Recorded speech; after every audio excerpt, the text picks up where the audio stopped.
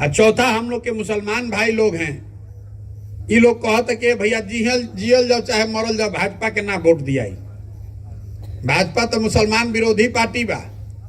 तो बिहार में भैया बचल के, बिहार में तो दुइये गो दल बा, एगो मोदी जी के भाजपा, एगो लालू जी के ललटेन।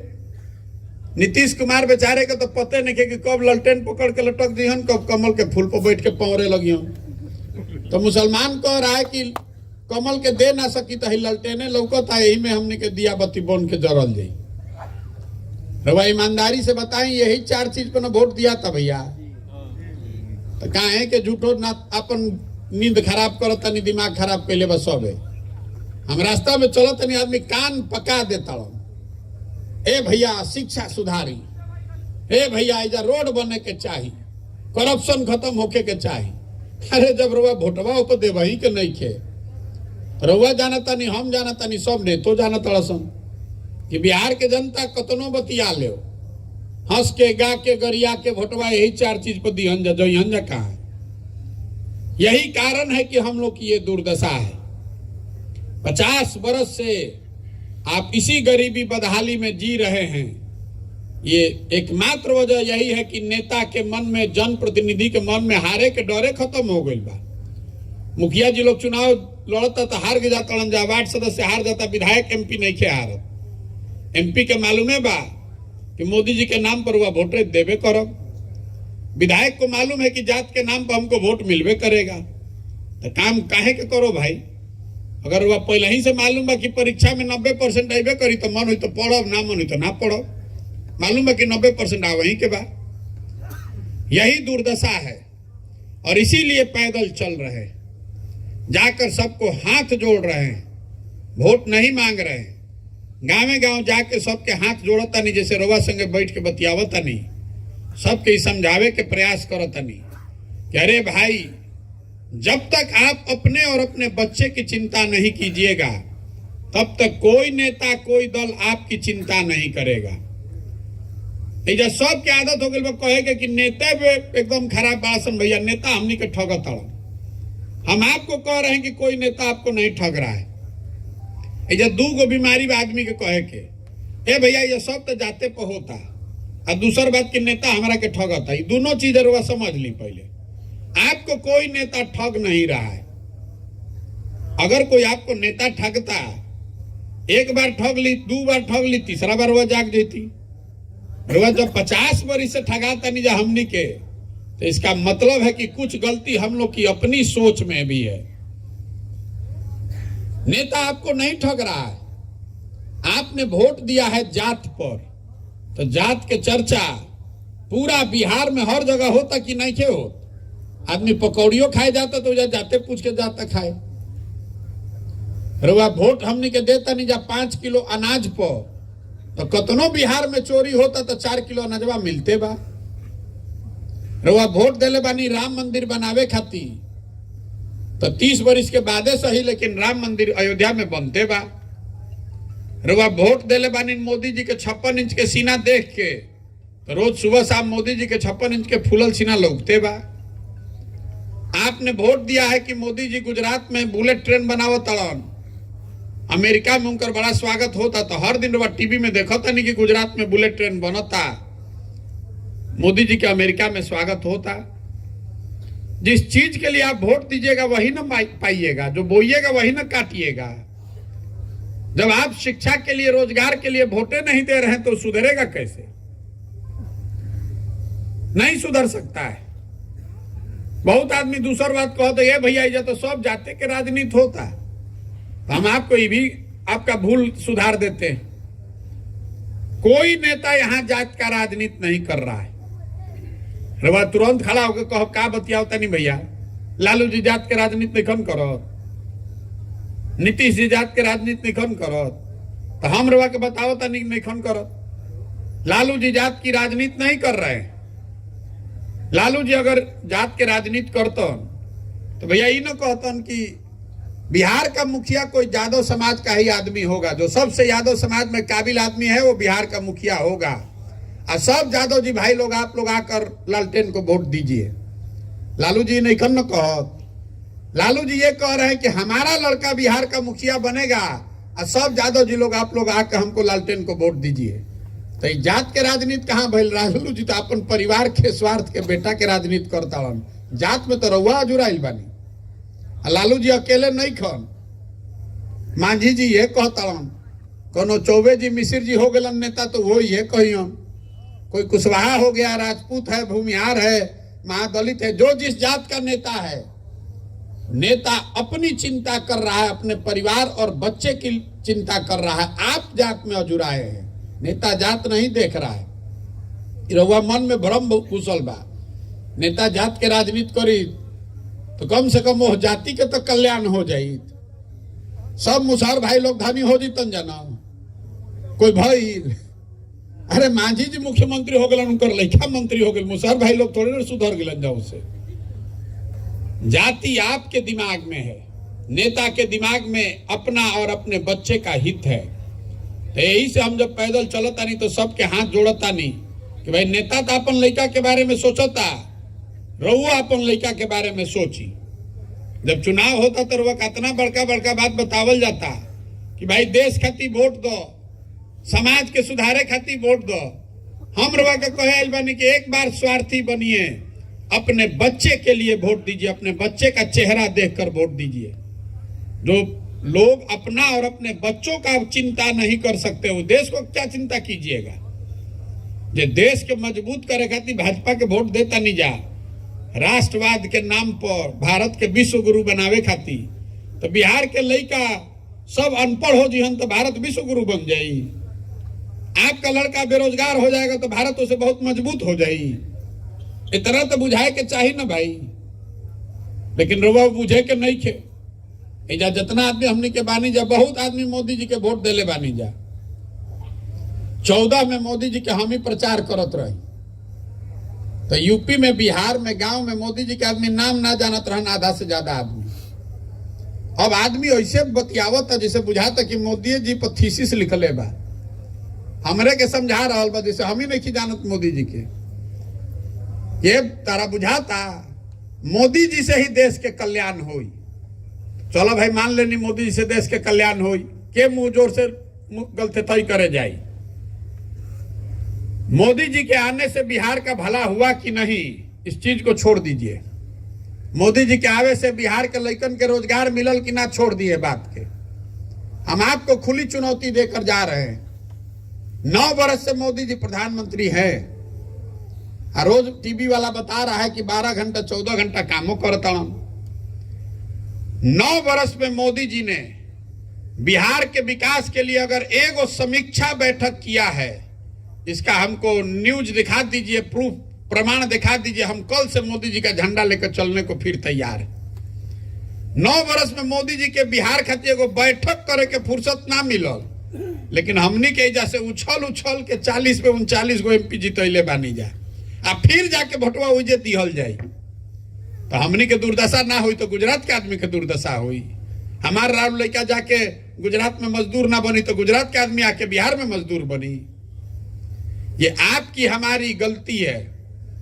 अगर आप किसी नेता को, किसी दल को, जिसको भी वोट देते हैं, संविधान में, लोकतंत्र में यह बताया गया है कि जिस पर भी आपका भरोसा है, जिस नेता पर, जिस विचारधारा पर, जिस दल पर भी आपका भरोसा है, उसके साथ खड़े होइए, उसको वोट दीजिए। लेकिन वो भरोसा, वो विश्वास, वो वोट 5 वर्ष के लिए है, जीवन भर का बंधुआ मजदूरी नहीं है। जब बिहार में तो जे जकरा के वोट देवे लागल, अब वो जीवन भर उनके के वोट दी। एक बार लालू जी के दे दिलस तब जात के नाम पर लालू जी के देते रही। एक बार मोदी जी के भक्त बन गए तब वो भक्ति में उनके के जीवन भर देते रही। तो जीवन भर आप बंधुआ मजदूर बन के वोट दीजिएगा तो आपका दशा सुधरेगा कैसे? यही बताने के लिए घूम रहे हैं। तो आदमी कहत कि भैया ये तो सब बात हमने के बुझाता, हमने भी जो विकल्प ना रहे। आप दल बनाइए, विकल्प बनाइए। तो हम दल काहे नहीं बनावत भैया? बिहार में पहले ही से 50 गो दल बा, एगो हमू बना ले तो एगो और ठगे वाला बढ़ जाइयो। बिहार में दल कैसे बनेला? जे बनैलस दल उहे हो गई दल के नेता, और वही दिन यो कह दिलस कि हमारा बाद हमार होयन बेटा। कुल जाना तो लोग बिहार के आदमी जीवन भर झंडा लेके ढोआ जा। वो दल नहीं है, वो तो परिवार का शासन है। अगर आपको विकल्प बनाना है, दल बनाना है, तो जो रास्ता महात्मा गांधी ने दिखाया उस पर चलिए और अपने बच्चों के लिए दल और विकल्प बनाइए। गांधी जी देश के आजाद कैसे करैलन? दल बना के वोट लेके। अरे गांधी जी ने पहले समाज को जगाया, आपको यह बताया कि आजादी आपका अधिकार है, आपको बताया कि आप आत्मनिर्भर बनिए। और गांधी जी आगे आगे चलन, पीछे से समाज चलल, तब न देश आजाद भइल। तो अगर बिहार को आप गरीबी से, भ्रष्टाचार, बेरोजगारी से बाहर निकालना चाहते हैं तो सबको कंधा लगाना पड़ेगा। खाली ही कहे से कि भैया रो आगे चली, पीछे से हमने के बानी जा तन मन धन से, तो हम इतना बुर्बक बानी। तो वो कहता नहीं आगे चलो, हम पीछे से बानी, कोई पीछे रही हमरा? अरे जिस समाज में लोग अपने बच्चों के पीछे नहीं खड़े हैं, वो आप हमारे पीछे खड़ा होइएगा? आपका लड़का पढ़ लिख के घर में बेरोजगार बैठा है, और जाति और धर्म के नशा इतना शरीर में बाकी रो, अपन लड़का के परेशानी नहीं खेलो को। पुलवामा, पाकिस्तान, चाइना लौकता, तो वह प्रशांत किशोर के साथ खड़ा होको। इसीलिए इस अभियान में पीछे चलने का कोनो जुगाड़ नहीं है। अगर आपको दल बनाना है तो चलिए, साथ में खड़ा होइए, अपने बच्चे के लिए बनाइए दल। आदमी दल काहे निखन बनावत? कहता कि हमारा कैसे हम जाति बल से निपटब, धन बल से कैसे निपटब, बाहुबल से कैसे निपटब, हमने भी जो व्यवस्था नहीं के, संसाधन नहीं के। तो हम आपको बता रहे हैं, जन सुराज में हम आपकी मदद करेंगे, हम आपको सलाह देंगे, आपका हाथ पकड़ के आगे बढ़ाएंगे। हम दे रहे वो व्यवस्था, हम आपके संसाधन का व्यवस्था करेंगे। आप खड़ा तो होइए, आप अपने बच्चे के लिए खड़ा तो होइए कि हाँ भैया हम बनाएंगे। खड़ो नहीं होइएगा, सोचता नहीं कि कोई आके सुधार दे। सब आदमी बिहार में ये सोचता कि कोई आई तो करा के सुधार दी। के आई रे भाई? कोई मंगल ग्रह से आकर बिहार को सुधारने वाला नहीं है। अगर आपको अपना और अपने बच्चों के लिए बिहार को सुधारना है तो आपको खड़ा होना पड़ेगा। दाल भात चोखा खा के खटिया पर सुतल रहो और सोचो कि कोई आके बिहार के सुधार दी, तो सुधरे वाला बा? इसीलिए ये प्रयास कर रहे हैं। जब पदयात्रा खत्म हुई तो गांव, शहर, कस्बा, देहात से जितने भी लोग इसमें जुड़ेंगे, जिनको भी समाज से ढूंढ कर निकालेंगे, जैसे दही के मथ के मक्खन निकालल जाला, वैसे ही समाज से उम्मत के निकाले चलल बानी। जो आदमी भी तैयार होगा कि ना भैया नया विकल्प, नया व्यवस्था बने के चाहिए, हमनी के आधा जिंदगी तो बीत गई, कम से कम लइकन खातिर बढ़िया बन जाओ। जितने लोग तैयार होंगे सबको एक साथ बैठाएंगे और सब लोग मिलकर तय करी कि दल बनावे के बाद तो बनी दल। लेकिन अगर दल बना तो दल प्रशांत किशोर का नहीं होना चाहिए, किसी व्यक्ति का नहीं, किसी परिवार का नहीं, किसी जाति का नहीं। वो दल होना चाहिए बिहार के उन सारे लोगों का जो लोग इसको मिलकर बनाएं और आगे मिलकर चलाएं, तब न सुधरेगा बिहार। यही प्रयास है। अब आप बताइए कि प्रयास होना चाहिए कि नहीं होना चाहिए? ओके के चाहिए ना भाई? तो गोरवा से वोट करावता नहीं। अभी आपको हाथ देख उठा के वोट करना है। देखिए कैमरा वाला खड़ा हो गई, तीन कैमरा लागल में रिकॉर्ड होके के चाही कि रवा गांव में रवा से वोट करावल गई रहे। पिछले 30-40 सालों में आपने, हमने जिसको भी वोट दिया, किसी ने बिहार और बिहार के बच्चों की चिंता नहीं की। हर नेता यही कह रहा है कि बिहार के सुधार ले ना जा सकेला। तो जिस बिहार को सबने न सुधर पाने वाला राज्य मानकर छोड़ दिया है, उस राज्य को सुधारने का जिम्मा आपका, हमारा है। तो आप बताइए कि बिहार की जनता को, हमको, आपको, सबको मिलके जनता का विकल्प बनाना चाहिए कि नहीं बनाना चाहिए? आधा आदमी के हाथों ना उठिए, देखिए बिहार सुधर जाए। फिर पूछा नहीं, फिर से तो हाथ उठाइए, मैं रिकॉर्ड होके के चाहिए। जगह ना बोले के बाद ना बोली जोर से। बिहार की जनता को मिलकर अपना और अपने बच्चों के भविष्य के लिए नया विकल्प, जनता का विकल्प बनाना चाहिए कि नहीं बनाना चाहिए? बनाना चाहिए ना भाई। आदमी कहता कि तो बहुत आसान बात बा, विकल्प बनाई ठीक बा, ई न बताई कि चुनाव कैसे जीतल जाई। आधा आदमी तो ये सोचता कि बड़का बड़का बतियाओ तन पहले जीतियन कैसे चुनाव, तो वो भी बताने आए हैं। देखिए, लोकतंत्र में जन बल के आगे कोई बल नहीं है। एक बार आप खड़े हो जाइएगा, समाज को जगा लीजिए और ये सब लोग तय कर ले कि अगली बार वोट जाति पर नहीं, धर्म पर नहीं, 5 किलो अनाज पुलवामा पाकिस्तान पर नहीं, वोट अगली बार शिक्षा और रोजगार के लिए पड़ेगा। वोट मोदी जी का मुंह देख के लालू, नीतीश, प्रशांत किशोर को नहीं, वोट बच्चों के, अपने बच्चों के चेहरा को देकर देंगे। तो जन बल के आगे कोई बल नहीं है, ये आप में ताकत है। अजय हमरा के जाना था, ओकरा मालूम बा कि प्रशांत किशोर के और कुछ आवे चाहे ना, चुनाव लड़ावे आवेला। एक बार जिसका हाथ पकड़ लिए तो 10 वर्ष में वो कभी चुनावे नहीं हारा है।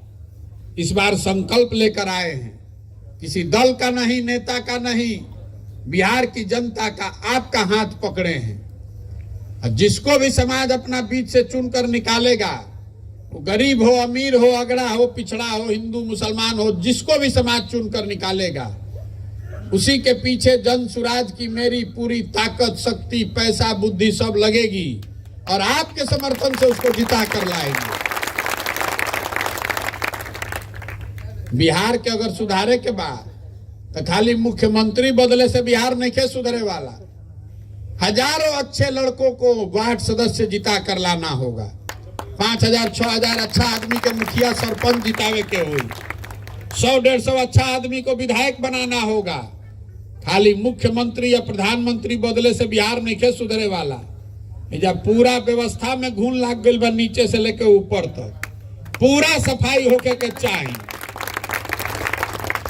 तो दही से हम मक्खन निकालतानी, जौन मट्ठा बच जाये वही स्कूल जना में डालो कि स्वाहा हो दिन जाए के बार। बहुत आदमी के बुझाते कह रहे तो घूमत आना भी चुनाव जीती हम तब न। हम आपको बता रहे हैं कि हम उनमें से नहीं हैं जो लड़ने के लिए लड़ता है। अगर हम यहाँ लड़ने आए हैं तो वह मान के चली कि इसके जीतने का पूरा खाका बनाकर आए हैं। भोजपुरी में वह कहावत सुन ले बानी न, बज के बूझना, बूझ के बजना। तो हम बूझ के बाजे वाला में हैं। ये समझ बूझ के आयल बानी कि जीते खातिर कितना परिश्रम करे पड़ी, कितना पसीना बहावे पड़ी, कैसन व्यवस्था बनावे पड़ी, कितना संसाधन लगावे पड़ी। ऐसा नहीं है कि मन हो गया बस आगे बिहार में घूमे लगनी। ये सब सोच समझ कर आए हैं और पूरी तरीके से दृढ़ संकल्पित हैं। 2 बरस लगे कि 5 बरस, बिहार को सुधारे बगैर मानेंगे नहीं। हर हालत में इसको किया जाएगा। अगर हमारी हिम्मत ना पड़ी तो बिहार में कौन लड़का के हिम्मत पड़ी काम करे के। बहुत आदमी यो कहता कि भैया गांधी मैदान में रैली कल जाओ, सबके बुला के क्या हाली समझाई। हम गांधी मैदान में रैली काहे नहीं की करो। अरे जे रैली गांधी मैदान में करो तो हमरा से पूछे आवेला कि रैली कैसे हुई। रैली क्यों नहीं कर रहे? रैली इसलिए नहीं कर रहे हैं कि ये जो समाज में जमी हुई काई है, ये रैली करने से नहीं साफ होगा। फर्श पर काई लागल बा पे दौड़े जाई तो गिर जाए, हाथ पैर टूट जाई। काई लगे हुए फर्श पर अगर आपको सफाई करना है, दौड़ना है, तो बैठ के ईटा से, झाड़ू से जैसे रगड़ के रवा काई छोड़ाईला, वही काई छुड़ाने के लिए गांव गांव जा रहे हैं। जो आपके हमारे दिमाग में नेताओं ने जाति का, धर्म का इतना मोटा काई जमा दिया है कि आपको अपनी व्यथा, अपने बच्चों की परेशानी नहीं दिख रही है कि जब एक बार काई छूटी तबे बिहार के कल्याण हो सकेला। फिर वह कोई के जरूरत नहीं के। आपको पता है कि शिक्षा चाहिए, आपको मालूम है कि रोजगार चाहिए, आपको मालूम है कि खेती को सुधारना है। कोनो ज्ञानी आदमी की जरूरत नहीं के, इसीलिए व्यवस्था बना रहे हैं। वोट नहीं मांग रहे हैं। आप यहाँ आए हैं, ये सब व्यवस्था है, इसके लिए चंदा भी नहीं मांग रहे हैं। आपसे आपका आशीर्वाद मांगने आए हैं। आशीर्वाद इसलिए मांग रहे हैं कि ये कठिन काम है। पूरे बिहार में गांव गांव जाके 15 घंटा 16 घंटा रोज शरीर से इतना मेहनत करके आपको जाना, समझाना, ये आसान काम नहीं है। साल, 1.5 साल, 2 साल लगेगा। घर परिवार छोड़ के ये कर रहे हैं। ये होगा कैसे? ये होगा ऊपर वाले की कृपा से और आपके आशीर्वाद से। अगर आपको लगता है कि जो हम काम कर रहे हैं ये काम ठीक है, ये बिहार के बच्चों के, बिहार के भविष्य के लिए है। तो एक बार हाथ उठाकर आशीर्वाद दीजिए। है ना आपका आशीर्वाद? ओके ना प्रयास भाई? प्रयास होना चाहिए ना। अब एगो अंतिम बात कह के खत्म कर जाए, फिर घरे जाके छुट्टी। देखिए हमने के बिहार के लड़का जाता सन बाहर, कोई पढ़े जाता, कोई नौकरी करे जाता, मजदूरी करे जाता, जे करे मन होता वह दूगो गरिया देता, 2 थप्पड़ मार देता है। बिहारी मतलब बुर्बक, बिहारी मतलब अनपढ़, ये शब्द ही बिहारी शब्द गाली बन गया है। तो यो कोई तमिलनाडु में मार दे लस्को, यो कोई गुजरात में, महाराष्ट्र में मार देता। ये हम लोग की दुर्दशा है। बिहार का सब आदमी हम लोग बुर्बक हैं? हम लोग बुर्बक नहीं हैं। यहाँ का ये सब नेता है, सब हम लोग को बुर्बक बना के रखा है। ये तो ज्ञान की भूमि रही है बिहार। देवताओं को भी यहाँ पर ज्ञान मिला है। 1500 साल तक इस देश की राजनीति का केंद्र बिंदु रहा है बिहार। एक बार आप जग जाइएगा, अपने बच्चों के लिए जग जाइएगा, तो हम लोग के लड़कों को पढ़ने के लिए और रोजगार के लिए कहीं बाहर नहीं जाना पड़ेगा। जन सुराज का पहला संकल्प क्या है? जन सुराज के पहला संकल्प यह है कि जिस दिन जनता की सरकार बने तो साल भर के अंदर ऐसी व्यवस्था बनाई जाए कि बिहार के किसी भी लड़के को रोजगार के लिए 10,000 15,000 रुपया के मजदूरी के लिए बिहार छोड़कर बाहर नहीं जाना पड़ेगा। लिख कर रखिए। बहुत आदमी हमरा के कहते कैसे होई भैया? हम रउआ से पूछा तनी भैया ये बताई कि कोई महाराष्ट्र से, गुजरात से, पंजाब से आके रउआ यहाँ मजदूरी करता? ओजा गरीबी नहीं खे, ओजा भ्रष्टाचार नहीं खे, कोनो अमेरिका हो गइल बा? अरे वहां भी गरीबी है, वहां भी भ्रष्टाचार है, लेकिन कोई महाराष्ट्र, तमिलनाडु, पंजाब से आकर बिहार में मजदूरी नहीं कर रहा है। क्यों नहीं कर रहा है? इसलिए नहीं कर रहा है कि वहां की सरकार ने इतनी व्यवस्था बना दी है कि 10,000 15,000 रुपए के मजदूरी के लिए किसी को अपना घर परिवार, गांव, पंचायत छोड़ के बाहर नहीं के जाए पड़ो। तो अगर ये व्यवस्था गुजरात, महाराष्ट्र में बनल बा तो बिहार में क्यों नहीं बनना चाहिए? ये बिल्कुल 1 साल में इसको बनाकर दिखाया जाएगा। आप एक बार जेकरा करवा वोट देवे के बाद दी ही, लेकिन वोट दीजिए शिक्षा और रोजगार पर। देखिए साल भर में ये व्यवस्था आपको बना के दिखाएंगे। शिक्षा और रोजगार पर दीजिए, जेकरा के देवे के बाद दी ही। जनसुराज को देना है, मन है तो भाजपा को दीजिए, मन है तो आरजेडी को दीजिए, जिसको देना है दीजिए, लेकिन वोट अपने बच्चों के पढ़ाई और रोजगार के लिए दीजिए। बेकार के फालतू के चीज पर, कभी पुलवामा पर दे देता नहीं, कभी चाइना पर दे देता नहीं, कभी कोई के सीना के साइज देख के दे देनी, कभी कोई के लाठी के तेल देख के दे देनी। तो सुधरी कैसे? एक बार अपने बच्चों का चेहरा देख के वोट दीजिए। ओके के चाहिए ना भाई? देखिए 26 MP के राज्य बा गुजरात। गुजरात के आदमी बन गए फैक्ट्री में मालिक, और 40 MP के राज्य बा बिहार। बिहार के लड़का जाके वही फैक्ट्री में हो गए मजदूर। हमने के आंखें नहीं के खुलत, नहीं के खुलत आंख। हमने के गुजराते के तरक्की में जा सीना ठोक रहा बानी, जा बड़ा तरक्की हो गई। अरे रउआ घरे का भइल, राउर लड़का का भइल हो तो सोची भाई। तो एक बार इस मिट्टी के लिए एक नारा लगाकर खत्म करेंगे। मैं बोलूंगा जय बिहार, आपको बोलना है जय जय बिहार, जय बिहार। छपरा के आदमी कहते दम बा। जय बिहार, जय बिहार, जय बिहार।